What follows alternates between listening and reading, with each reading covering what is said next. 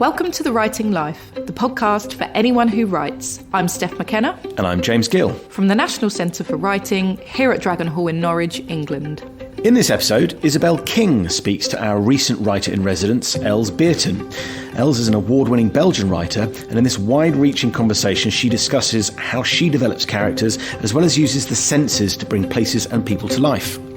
We love Els. She was an absolute joy when she stayed at Dragon Hall with us. So Els was a part of our residency programme, where writers and translators from around the world stay in our cottage here at Dragon Hall, or they work remotely on a virtual residence. You can find out more about residencies on our website. Isabelle King writes historical fiction and works in museums in Norfolk. Her work focuses on helping communities to tell their stories inspired by local history. Do you want to kickstart your novel? Are you ready to take your writing to the next level? Well, our beginners and advanced creative writing courses are on sale now for the January term. Do you want to write fiction, poetry, screenwriting, historical fiction, non-fiction or crime? Then why not explore a 12 or 18-week tutored online course with one-to-one feedback? Head to the website to check out the modules and meet the tutors. Or it may be that you'd like to do an in-person course here at Dragon Hall with us, because we have those as well. We also host one-off skills workshops with writers and tutors. So maybe you'd like to do an intensive memoir writing course with Gavin McRae, learn to write dialogue with Annie Domingo, or maybe you'd like to tell your story through poetry with Nadine Aisha Jassat. Well, there's all of this and more on our website. And now, without further delay, we bring you Els Beerten. Hello and welcome. My name is Isabelle King and today I'm in conversation with Els Beerten. Els Beerten is one of Belgium's leading writers. She has been widely translated into many languages and received several awards. Her novels often have historical settings and she is a tutor of creative writing. Els is currently staying in Norwich as part of the National Centre for Writing's residency exchange with Passaporte House of Literature in Brussels. She's staying in a cottage of Dragon Hall where she dives into Norwich's past and present, researching her next novel. We're sitting here at the moment in this cottage of Dragon Hall, overlooking the garden. So before I chat to Els, I'm going to talk a bit more about her writing. Els' work is often characterised by the psychological depths and insights of her characters. As readers, we experience different historical contexts, including some of the darkest passages of history, through the eyes of richly drawn, complex characters. And of particular note is her novel, We All Want Heaven, which has won multiple awards. The novel interweaves war and post-war history, past and present, and through her protagonist, Els explores the idea of heroes and what it means to be a hero. Is there such a thing as a hero? Well, I'm really fascinated to find out more about Els' work. So Els, hello. Hi, hello. So first of all, how does it feel to be in Norwich? And how is this residency informing and inspiring your writing? How does it feel? I feel very privileged to do so, to be able to do this, because I've never been here. It's an area, the area of Norfolk, and especially this place. There's so much history here. There's history all over the world, but this exactly is a place so close to my real interests and where my heart is too. So the fact that I can just be here for 4 weeks. 4 weeks sounded huge when I arrived. So much, as if I had time forever. But it's more than 2 weeks have passed now, and I'm really counting the days. Every day matters now. I really want to fill them and do as much as possible, and not just be inspired by the town, it's one of my purposes to let myself be inspired. But I also have to write, and I am writing now and started doing something with input. So I'm really happy to be here. It's very special. Can you talk a bit about the current writing project that you're working on in Norwich? Yeah. So I should go back first to the novel I just finished writing. It's called, in English, it's called The Rest of Our Lives. In my language, it's called De rest van ons leven. It means exactly the same thing. And it deals with the Second World War and the period before in England, so the interbellum. The period itself, and afterwards what did to the people. And I put Italian characters, migrants who had arrived in England many, many years ago. So they had to deal with quite a lot. And so I had to dive into, to write that story, to be able to write the story, I had to dive in your history of this country. I knew already a lot, but I mean, I didn't know much, not enough to grab my story. So because of doing all the research during Corona and the time before, the period before, I got so much desire to do something more with this, because you always do much more research than you need. And in fact, I think a good researcher should be able to cut the parts out of the novel which she doesn't need. And it gave me a kind of unrest to leave it behind, and so I'm doing something with lines that I already started writing in my head. Yeah, and so I'm back to the Second World War, but different. I'm looking now much more at the people who stayed here, who had to survive, who were here when the soldiers came back, what it did to them, what it did to the soldiers, because my country was occupied during the Second World War, and for us, really, your country. Without you, we would be completely different. So in our eyes, in my eyes, you are talking about heroes, very important, and to the way my life is now. And but I never want to write out of glory and pathetic ideas about heroism, but go into the people who really fought for this to happen, for this freedom. So I want to write the lives of small people, little people, ordinary people, who we all could have been if we had been in that situation. Because I think it's in all of us you want to go on with what happens to you. Not by doing great things like becoming Nelson Mandela, or because he was also forced to be who he was. He didn't choose to do that, and you know what I mean? So so this is a long answer to your question. No, it's fascinating, and I'd really love to pick up more on that idea of heroes that you often kind of explore in your writing. So one thing that really struck me from reading your work was your ability to draw these kind of evolved and very multifaceted characters, and to immerse the reader in this historical context through your character. Mm-hmm. So could you talk a bit about your process and sort of creative decisions for creating characters? Well, I discovered after having written for many years that I should just give in to my way of writing and not fight it, and which is start with characters. And characters are always linked to something or some way of living, or some or certain feelings you have that I don't understand, that which are beyond my own control maybe, or also understanding. And I want to find out why someone is doing the things he or she does. But it's always about fictional characters. And after having written my book, I see it, of course, has to do a lot with what's going on through me at that moment.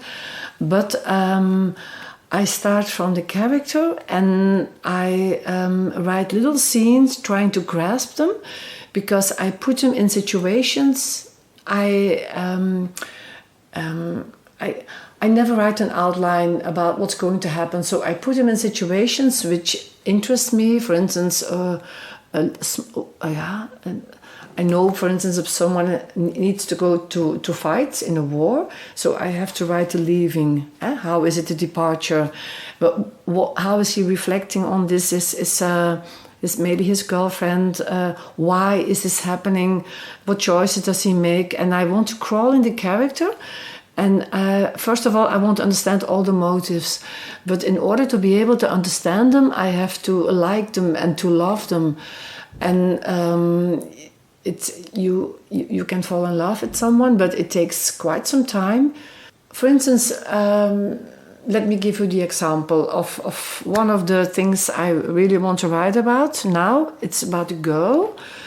She is a Flemish girl, a Belgian girl from my region, And I also want to write about a British girl with a completely different story and different times, but I will put them together. But I already have developed the Belgian girl, and she is so stubborn, and she wants to have everything out of life, and she is in a situation which is not mine, which could never become mine, because it is about years ago when standards of raising her children were completely different. And I give it my desires of wanting to change the world, do something good to the world. And she falls in love with someone, and that person is not accepted. And I cannot understand myself how people can be so silly to tell the child, you cannot have an affair, you cannot have a relationship with that person because he comes from another country, just because of that. So, and this makes me so angry that we judge people not on who they are, but on where they come from. I mean, what does it matter? We're dealing with people, and it's good that you try to understand where habits come from, but not judging them because of their. How can you judge me by my roots, or how can I judge you because I didn't make my own roots? I'm not responsible for them. So and they should not. It's not because they're different that they are bad. That's another thing. So I want to find this out. So I crawl on this girl, and I get into her motives. I become angry just as she is. But then the thing is to find the right words to put it down. That's a struggle, and together with the feeling. And I can only find authentic language when I understand my character. So that's why it takes a long time to get into them. Because rational, I can think it over rationally, and I can give her motives, but I want to feel her, and that takes time. So that means I can give you an example of the text I'm writing at the moment. I've been doing that for quite some days. It's a very short text, but because of the going forward and backward movement, I change it all the time, and it's a little bit like bread and sourdough. You start with it, and it raises, and then you have to mold it, yeah, and then it becomes better, and the more you work on it, but you should also not kill it. So it's always about finding the balance. Where do I stop when this is okay and I go on? And I think that's a hardship of writing, but when you succeed in doing this, that feels great. It's like you have created something.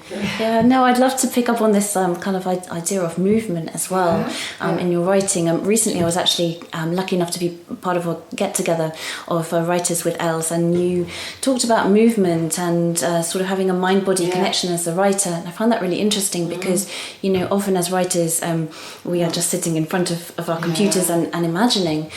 Particularly with your character creation, as you describe their motivations and the way that you really sort of immerse yourself in these characters, how does movement kind of what's that kind of interplay? I think it's part of the idea and the fact that I discover that this is my way to write is to include a lot of moving, also physical moving, and I shall give you examples. It's because it's a struggle I had to undergo as a child. I moved all the time, and everybody always told me, shut up, be quiet, sit still. So I thought there's really something wrong with me because I cannot sit still. And so I thought I will never be able to become a writer. I loved books. I admired writers. They were my heroes because they could sit still all day, and they had this perfect head with perfect stories, and I was not like that. So I thought I'm going to be a singer or an actress or a teacher because then I can move all the time and do something with words.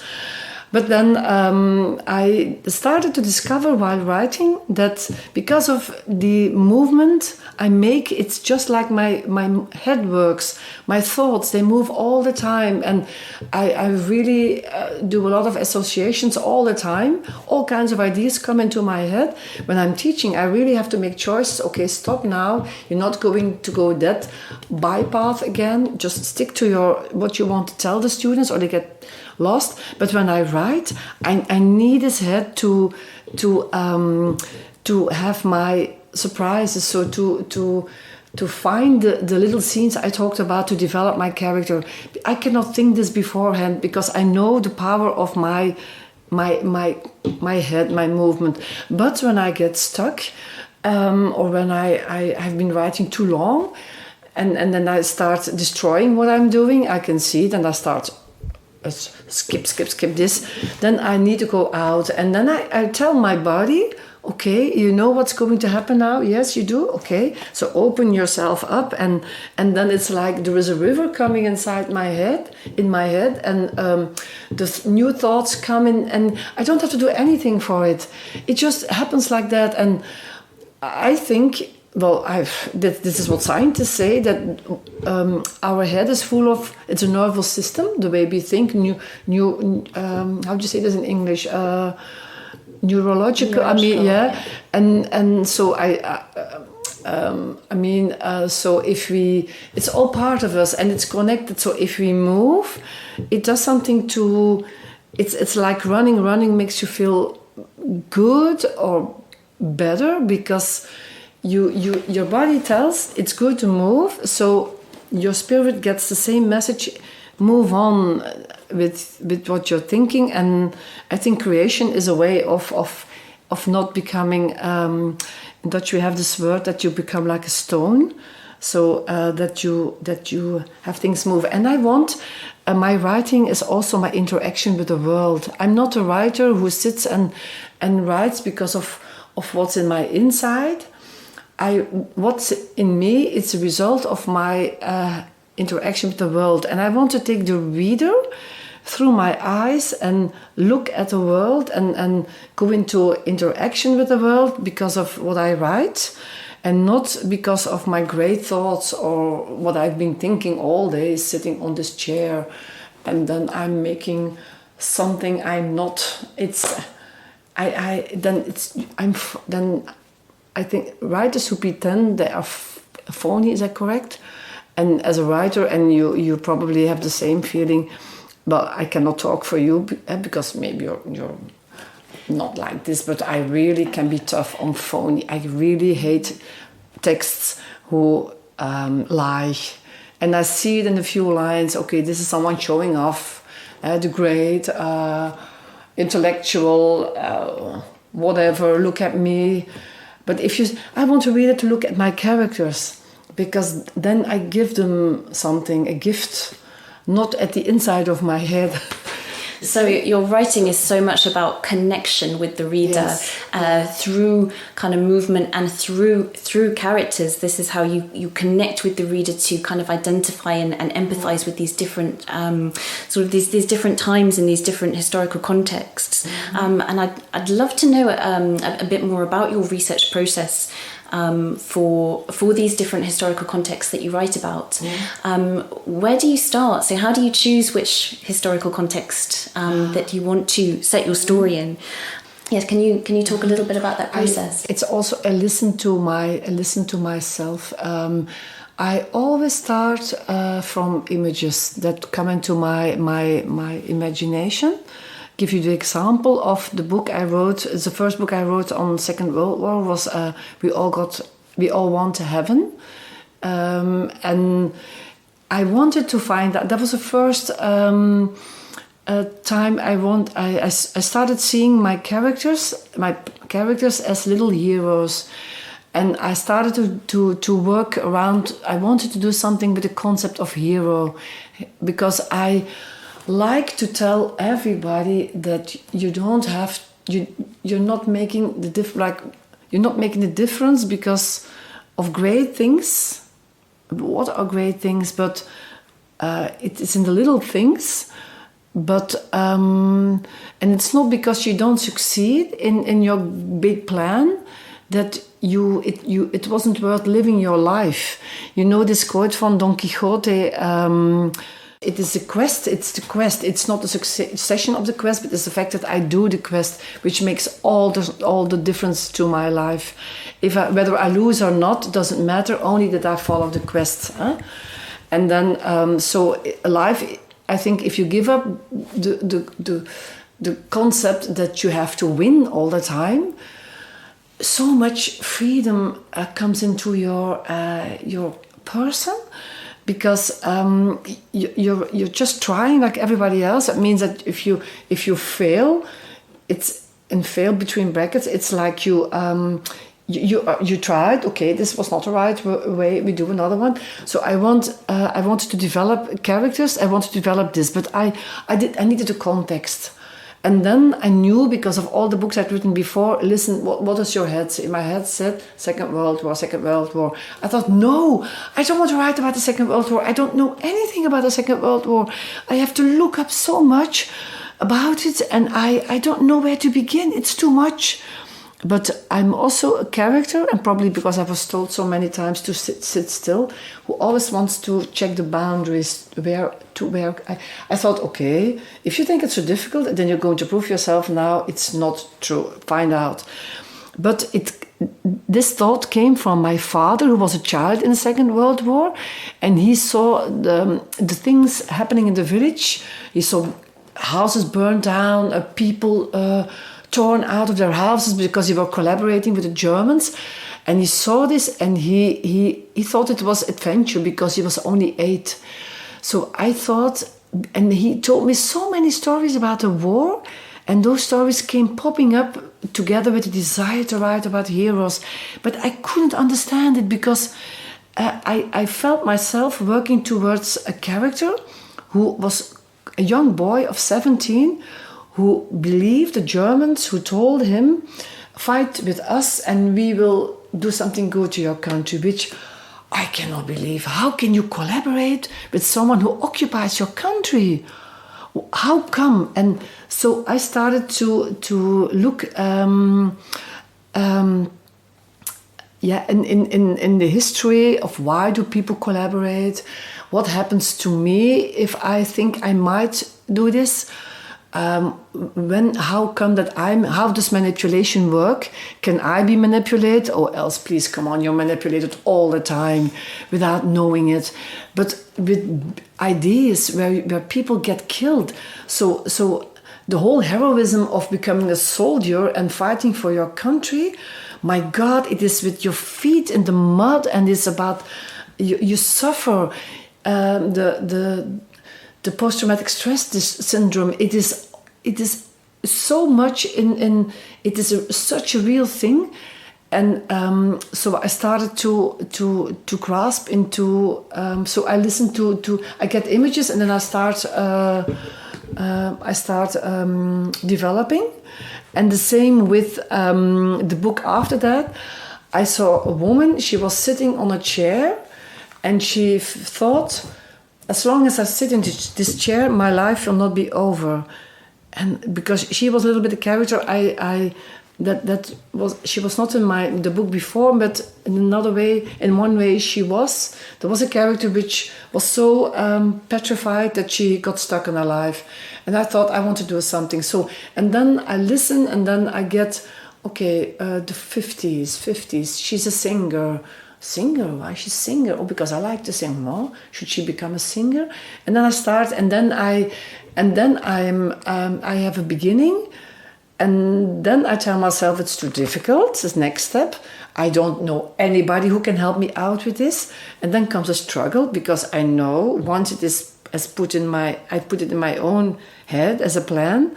And the same with the book I just finished about Second World War in United Kingdom. I had no family in United Kingdom, nobody I could just mail who would do everything for me.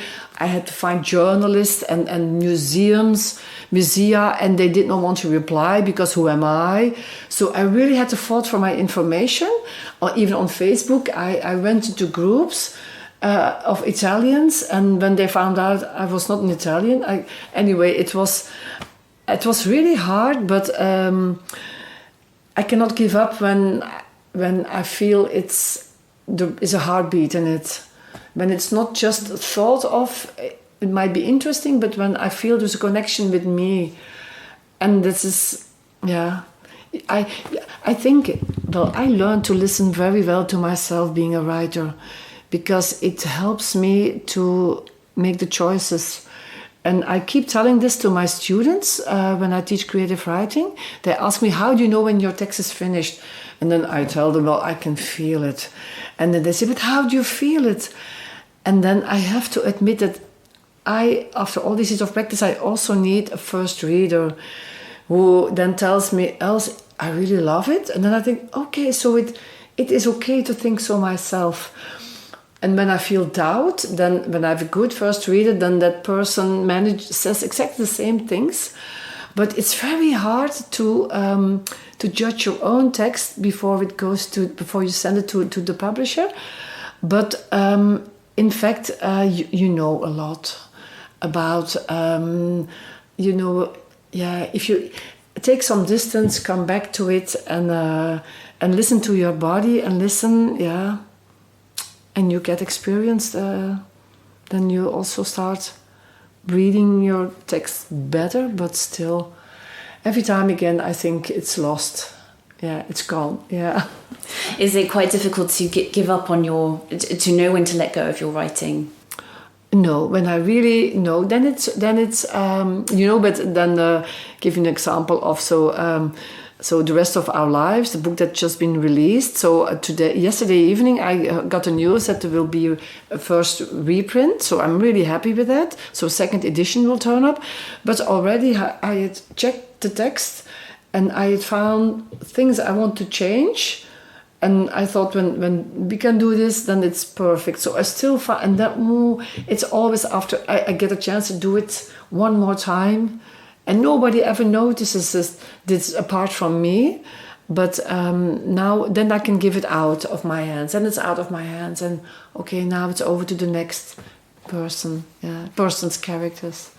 So having learned so much about your creative process and this almost kind of very visceral creative process of writing, I'd love to just touch on the kind of practicalities of publishing now and how those two things meet.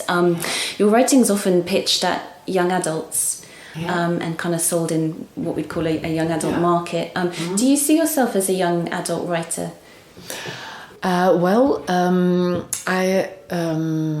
I believe that I believe in I want to write stories which have no real borders in age concerning the readers.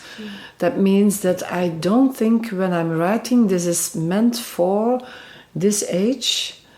I don't write for children, and I know you cannot write it. If you want to reach a child who can read but cannot read like an adult, you should not write like an adult, because then it's not fair to the child. You should try to get the child into your book, so you have to give the child a language he or she can read. But what you do with the language, that's what makes literature. But when I think of my own readers, I think if you're talking about business, what kind of books, what kind of read, I think 15, 16, and then until people die, because the subjects I deal with, I want to talk about life and the challenges of life, and you have them at every age. And but I really like to tell my stories from the eyes of not too old people. So I have old people in my novels, but they're until now, so far, they have never been main characters. So I mean, I've never had an eye over here narrator, but they were characters who part of dialogues and storyline. It's because I also feel a great need to give a stage to young people and to give them voices so they can be heard. And I think why is that? Does it really matter? I used to tell myself it's because I needed a voice when I was young and shouted, "Look at me," and I had to shut up. But on the other hand, as a writer, I mean, it's also so much fun to dive into a young child, because on one hand it's completely innocent, on the other hand it is completely not, because children can mean, and all the mechanisms that cause war, they are in children. There is jealousy. There is I want to be the best. There is I don't have enough, and I'm greedy. And in fact, if I could, I kill you, but I'm not strong enough. So all these things are in children. But of course, they're fighting with the limits of being a child and have to behave and being human beings. And I like to, and when I as an adult, it's a little bit the same as writing historical novels. You go into another world, and so I immediately have a safe distance, and I can write about everything, because whenever there would be a mean person and tell me, oh, this is how you think, I say, no, it's how my character thinks. And she or he is younger, lives in England, not in Belgium, has a different life. So even if you change the color of the eyes, you make yourself, if you want to write about yourself, and then it's easier. And it's a tip I give to my young creative writing group. We all want to write about ourselves. In the beginning, the first books I wrote, it was about what needs to get out of my system. And so they were very close to who I am, to who I was then. But it helped me, I discovered, to go into someone else and I could be much more open and write about everything. In the beginning, when I started writing, I was thinking very often, if I write this, they will think this of me, and they will think I can be mean, or I really. And then, so this is, I think, a tip maybe. Yeah, absolutely. I mean, as a creative writing tutor, are there any other tips in general about writing that you would be happy to share? In terms of research or writing, or what sort of tips would you give to our listeners who are maybe very new to writing? Maybe one tip is that there is not one way of writing. So find your style, and there are so many different ways to write a story. You can write I'm not even talking about timeline, also about using your words. And I stress very much the fact when I teach that I'm just one voice and one way of writing. And then, but there are things that I really believe in, like I really like to write a little bit suggestive. So that means that, I don't know if I say it correctly, but I like to leave empty places in my stories so that you have to fill in what might be meant, but I should give you enough clues, I should help you, otherwise I'm lazy. And that's the hard work, is it's when do I give too much so that there is no adventure for you anymore. But I think this is quite general. I think we live in an age that these are the stories which work more than when you, like school teacher, an old-fashioned school teacher would tell them how to behave and how people would have to live their lives. I would get angry when writers kept telling me things or being moralists. So, but I want to show the world, so these things I talk about with them. But then again, I say, but if you don't want to do that, and if you want to be as clear water, go ahead and discover. Maybe, I'm wrong, so find it and find your own voice. And the other thing is, don't think that there is something like a good subject for a novel. There are, everything is worth writing about. It's only what you do with the subject, how you develop your ideas. And another tip is also plunge yourself into the senses. I used to say that every writer is someone who likes to sit on a terrace outside and look at people passing by and is imagining stories about those people, but not everybody is like that. You have writers who don't like people and who love to sit in their house and really be thinking, really are busy with their inner world. And so, but the thing is, why I like to give that as advice, look at people and go places and don't stick to your own world. And it's a little bit I really want to contribute something to the fact that there should be a lot of possibilities at schools for young people to be creative, and not just as a pastime or something nice in between to empty their heads. No, it is just to fill their heads and to because you need creativity in all the things that you do, because life is not fixed and it's not, you have hardly anything under control. So it's good that you can develop your creativity to find ways to deal with difficult things or unexpected things. So even if you don't become a writer, writing is a way of letting go this creativity which is maybe stuck in your head. And one of the ways to do that is smell. Write down what you feel, what you're tasting. Taste people. Imagine that you taste them. How do they taste? So work with the body. So writing as a sensory experience as well. Yeah. That's fascinating. And was creativity? Did you always have this need for creativity? And I'd love to know how you got started as a writer. You know, I was 2 years old, and in my country, young people, especially now, they tend to go to school at the age of 3. I know there are countries where it's forbidden, where you need to be 4, but I just become 2.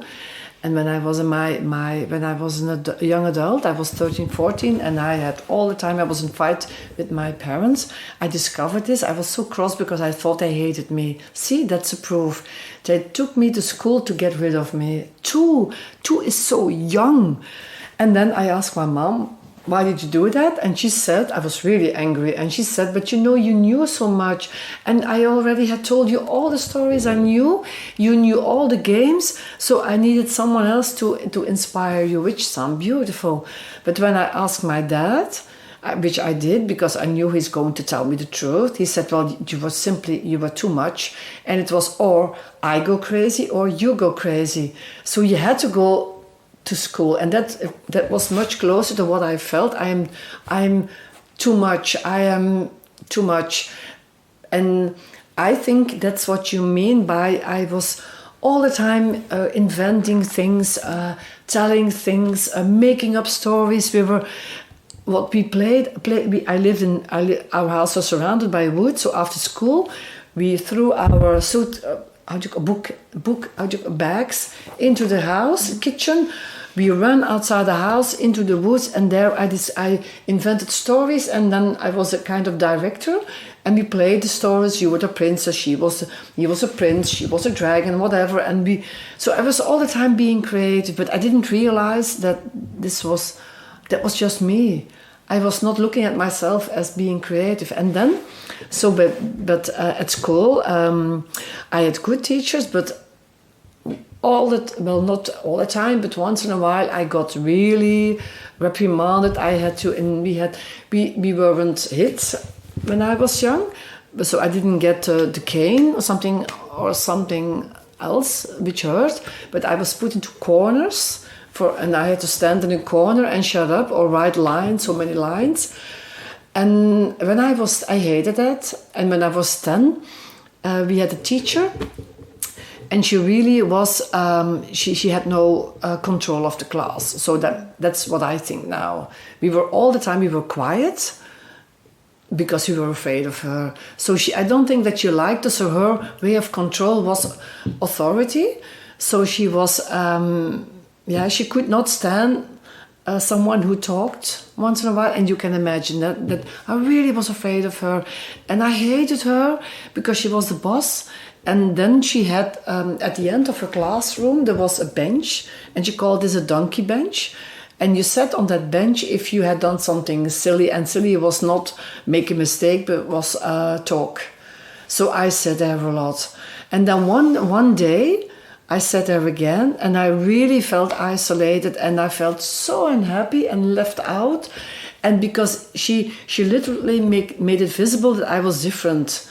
I was the one who was always told to shut up. So she made it so I thought, okay, look at me here sitting. And I don't know how I began to write, but I started writing on that bench. And at that moment, and I wrote a story, and it was a fairy tale. It was about a poor, very clever girl with a mom who was ill. And in the end of the story, the girl could marry to the prince, got all the money in the world to have her mom cured. Everything turned out so fine. And I was writing this, and I was completely happy. And then she stood next to me. She saw my story, and she really was we were also scared. And she wanted to read my story. I didn't want that to happen. But she took it from me, and she went to the front of the classroom where her desk was. She started reading. Then she got up. She got up. And she looked at us and she said, children, I have something to tell you. We have a real writer in our classroom. And I thought she's making a joke. You will notice in a minute she will start laughing and my life will be ended. So I really was so terrified. But then she kept repeating it and I thought, and I felt like I grew at that moment. And at that moment I realized three things. That when I wrote that story, I felt complete at peace with everything. I wasn't doing something with my imagination, with my feelings. I felt calm. I was a little bit God. Nobody was telling me off. And she loved it. So I did something positive with my inside. And I think that was a very important moment, and I believe that if that moment had not been there would have been another one, because I really like to write. And so that was when I discovered that this might be my way of having people love me. That's my writing. That might be my way. And so I started writing poetry and short stories, and at the age of 15 I was a journalist, and so I got the chances by people gave me the chance to write in magazines, so I got inspired and stimulated.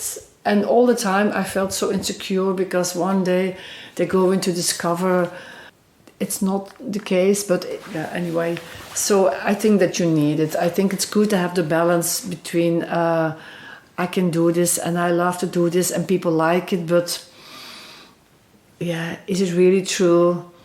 So I'm raised in an area of my country where I can only talk about that area because I'm raised there, where they say, keep your feet on the ground, and we're not